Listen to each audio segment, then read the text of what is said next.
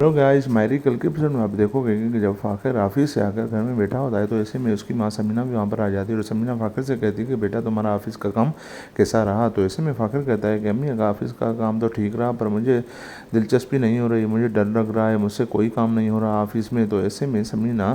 फ़ाखर को कहती है कि बेटा तुम्हें हिम्मत करनी होगी, तुम ऐसे इसको अपने डर को अपने आप से निकाल दो, क्योंकि अगर तुम डरते रहोगे तो कभी तुम ज़िंदगी में आगे नहीं बढ़ पाओगे। इसलिए तुम्हें हिम्मत दिखानी होगी। तुम्हारे बाबा की भी यही ख्वाहिश थी कि फ़ाखर अपने पैरों पर खड़ा हो जाए, इसलिए हिम्मत करो बेटा, तुम ऐसा ना नहीं कर सकते, हिम्मत करो। ऐसे में फ़ाखर ज़मीना से कहता है कि अम्मी अब्बू के पीठ पीछे इन लोगों ने पूरे कारखाने को कर्जी कर दिया है और कारखाने में ना तो अब कोई प्रॉफिट हो रहा है, सारे कर्जों में डूबा हुआ है, तो ऐसे कारखाने को चला कैसे सकते। में समीना फ़ाखर से कहती है कि बेटा तुम्हारे अब्बू ने इस बड़ी मेहनत और लगन से ये कारखाना बनाया था, अब तुम्हारी अपनी सलाहियतों और अपनी सख्त मेहनत करके इस कारखाने को ऊपर लेकर जाना है और तुम्हें सख्त मेहनत करनी है, ये कर्जे भी उतर जाएंगे, तुम परेशान ना हो, तुम्हें बस हिम्मत दिखानी होगी।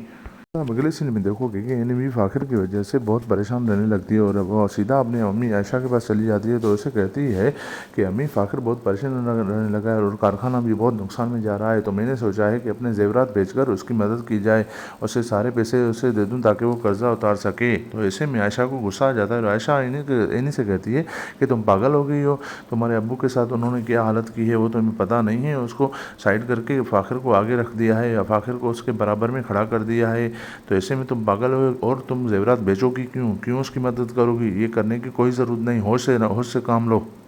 नहीं आयशा की ये बात सुनकर बहुत परेशान हो जाती है और कहती है कि अम्मी फ़ाखर मेरा शौहर है, मैं उसकी मदद नहीं करूँगी तो किसी की करूँगी, और उस पर अब बुरा वक्त आया है तो इसमें कह रहे हैं मैं उसकी बेबी हूँ तो मैं उसकी मदद करूँगी ना। तो ऐसे में आयशा को और गुस्सा आ जाता है। आयशा इन्हीं से कहती है कि फिर कभी ये जेवरात वाली बात किसी से करना ही नहीं, क्योंकि जेवरात तुम क्यों बेचोगी, तुम्हारे अबू भी उसके साथ हैं, कोई ना कोई हल वो निकाल लेंगे, तो परेशान ना हो।